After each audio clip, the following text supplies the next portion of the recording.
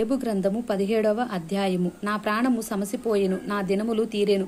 సమాధి నా నిమిత్తము సిద్ధమై ఉన్నది. ఎగతాళి చేయువారు నా యొద్ద చేరియున్నారు. వారు పుట్టించు వివాదములు నా కన్నులకు ఎదురుగానున్నవి. ఏర్పాటు చేయుము, దయచేసి నా నిమిత్తము నీ అంతట నీవే పూటపడుము. మరి ఎవడు నా నిమిత్తము పూటపడును? నీవు వారి హృదయమునకు జ్ఞానము మరుగు చేసితివి, కావున నీవు వారిని హెచ్చింపవు. ఎవడు తన స్నేహితులను దోపుసొమ్ముగా ఇచ్చునో వాని పిల్లల కన్నులు క్షీణించును. ఆయన నన్ను జనులలో సామెతకు ఆస్పదముగా చేసి ఉన్నాడు. నలుగురు నా ముఖము మీద ఉమ్మివేయుదురు.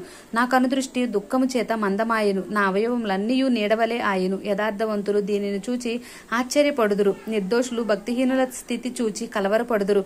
అయితే నీతిమంతులు తమ మార్గమును విడువక ప్రవర్తించుదురు. నిరపరాధులు అంతకంతకు బలమునొందుదురు.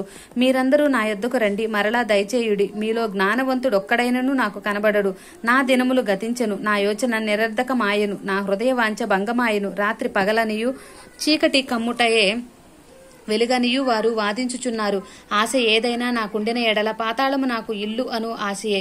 చీకటిలో నా పక్క పరుచుకొనుచున్నాను. నీవు నాకు తండ్రివని గోతితోనూ, నీవు నాకు తల్లివని చెల్లెలవని పురుగుతోనూ నేను మనవి చేయుచున్నాను. నాకు నిరీక్షణ ఆధారమేది? నా నిరీక్షణ ఎవనికి కనబడును? ధూళిలో విశ్రాంతి దొరకగా అది పాతాళపు అడ్డకమ్ముల యొద్దకు దిగుచున్నది. ఆమేన్.